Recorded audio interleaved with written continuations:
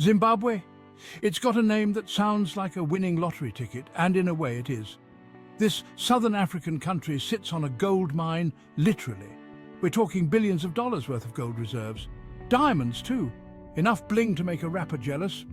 You'd think a country with that much treasure would be rolling in dough. Think again, my friends. Zimbabwe's story is less bling-bling and more, how did we get here?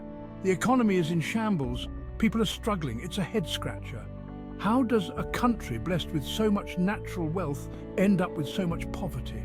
It's a tale of mismanagement, greed, and a whole lot of political drama. Buckle up, because we're about to break it down Zimbabwe style. Let's rewind the tape. Back in the 1980s, Zimbabwe was actually doing all right. It was known as the breadbasket of Africa, producing enough food to feed itself and its neighbours. The economy was stable, life was relatively good. But then came the land reforms in the early 2000s. The government, led by Robert Mugabe, decided to seize land from white farmers and redistribute it to black Zimbabweans. Sounds good in theory, right? Land redistribution, social justice, everyone wins. Except not so much. The seizures were often violent and chaotic. Many experienced white farmers were kicked off their land, leaving a huge gap in agricultural knowledge and productivity. The economy took a nosedive. Hyperinflation hit like a hurricane. Remember those trillion-dollar Zimbabwean banknotes? Yeah, not a good look.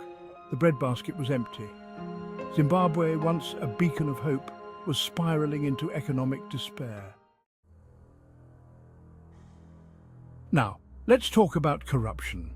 Because where there's poverty and chaos, there's usually someone lining their pockets. And in Zimbabwe, corruption became a national sport.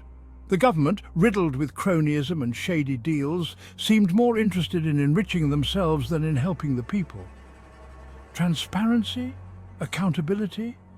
Those words went on a permanent vacation. Imagine a system where the people in charge are more focused on buying fancy cars and mansions than on providing basic services like healthcare and education. That's the reality Zimbabweans have been facing for years, and the consequences have been devastating. Section 4. The world turns away. As Zimbabwe's internal situation deteriorated, the international community started to take notice. Sanctions were imposed, hitting the country's already fragile economy even harder. Western countries and organizations cut off aid and investment, further isolating Zimbabwe on the global stage. Now, sanctions are a tricky thing. Supporters argue they're necessary to pressure corrupt regimes into changing their ways. Critics say they often hurt ordinary people the most, while the ruling elite find ways to circumvent them. In Zimbabwe's case, the impact of sanctions has been a subject of debate. But one thing's for sure, they haven't made life any easier for the average Zimbabwean. Section 5. A glimmer of hope. So where does Zimbabwe go from here? The situation is still incredibly challenging, but there are glimmers of hope. The post-Mugabe era has brought about some political reforms, though progress has been slow. To truly turn things around, Zimbabwe needs to tackle corruption head-on. It needs to attract foreign investment and rebuild its shattered economy. It needs to empower its people and give them a reason to believe in a brighter future.